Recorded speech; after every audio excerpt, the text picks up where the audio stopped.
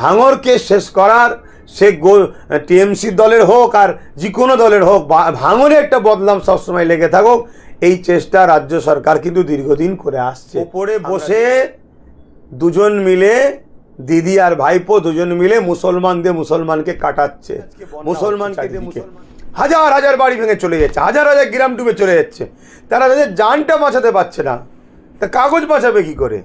তাহলে কিন্তু আগে তারা সবাই ফাঁসবে। এই জন্য কেউ কখনো করে না, মানে একটা প্রবাদ বাক্য যে কাক কাগেরও গোস্ত নাকি খাই না, সেখানে আমার রাজ্যে টিএমসিকেই খুন করে।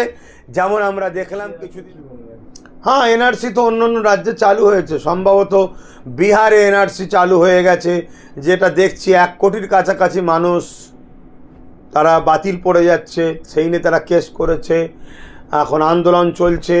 নির্বাচন কমিশনার তিনার গতিতে চলছে, কেন্দ্র সরকার যেটা বলবে সেটাই হবে, এই গতিতে চলছে।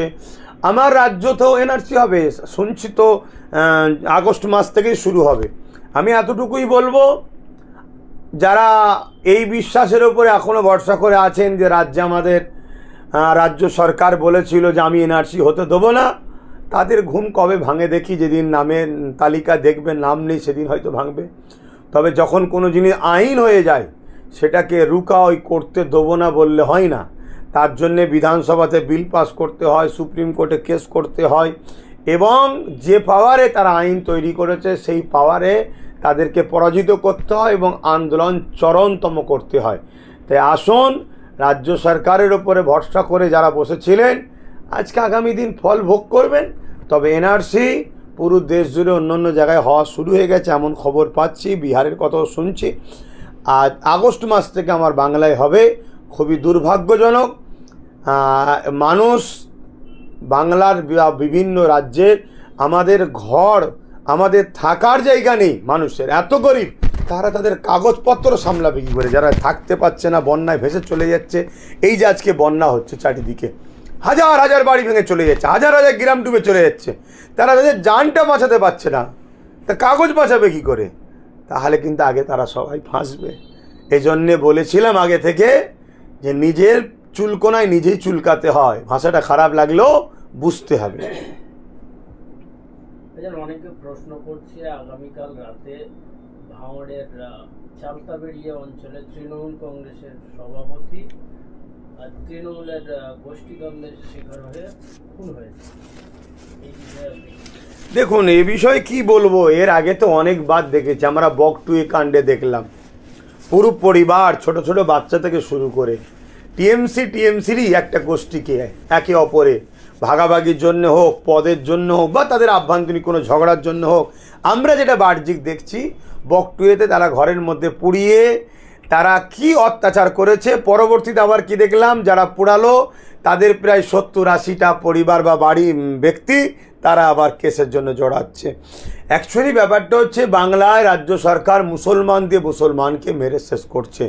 টিএমসির গোষ্ঠীদ্বন্দ্ব রাজ্য সরকার বা তারা নিজেরাই লাগাচ্ছে, লাগিয়ে দিয়ে তারা গোষ্ঠীদ্বন্দ্ব করে এদেরকে সুযোগ দিয়েছে, থালে খাবার দিয়েছে, দুজনকেই ছেড়ে দিয়েছে, যে যার খাবারে ভাগ লিবার জন্য চলছে।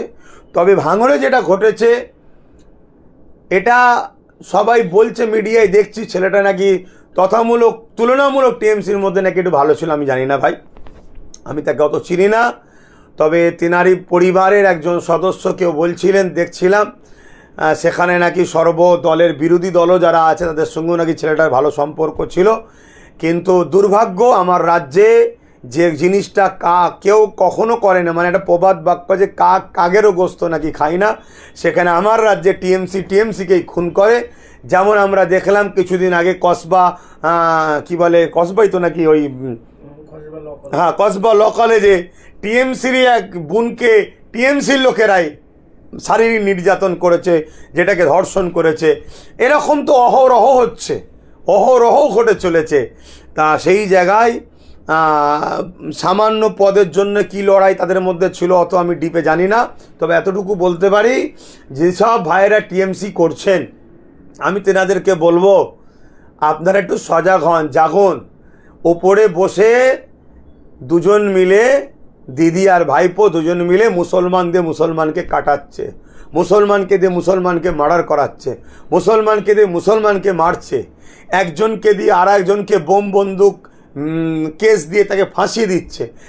ওই ভাঙরে দেখুন না, একটা গ্রুপ ছিল তাকে কোণঠাসা করে আর একটা গ্রুপকে আনা হয়েছে, আবার একে কোণঠাসা করে আর একটা গ্রুপকে আনা হচ্ছে, এইভাবে চলছে। তবে আমি একটা কথা বলবো, ভাঙরকে বারবার বদনাম করার বা ভাঙরকে অপমান করার, ভাঙরকে শেষ করার, সে টিএমসি দলের হোক আর যে কোনো দলের হোক, ভাঙরে একটা বদনাম সবসময় লেগে থাকুক, এই চেষ্টা রাজ্য সরকার কিন্তু দীর্ঘদিন করে আসছে, আমরা দেখছি। তবে যে ঘটনা কালকে ঘটেছে, এটা অত্যন্ত টিএমসির ভাইদেরই ভাবা দরকার যে আমরা কোন দল করছি, কাদের জন্য করছি। আজ আমি হয়তো ঠিকমতো দিতে পারবো না, অন্য কেউ দিতে পারলে তাকে দিয়ে আমাকে মারিয়ে দেবে বা আমাকে সরিয়ে দেবে, বা হয়তো আমি একটু মানে ন্যায়ের পক্ষে সত্যের পক্ষে কথা বলতে যাব, আমার দলেরই চোর, যারা চোর লুটপাট করবে তারা আমাকে মেরে দেবে। তো যাই হোক, এটা না হওয়াই উচিত। রাজনীতির নামে খুন, গুন্ডাগিরি, সন্ত্রাসী বন্ধ হওয়া দরকার।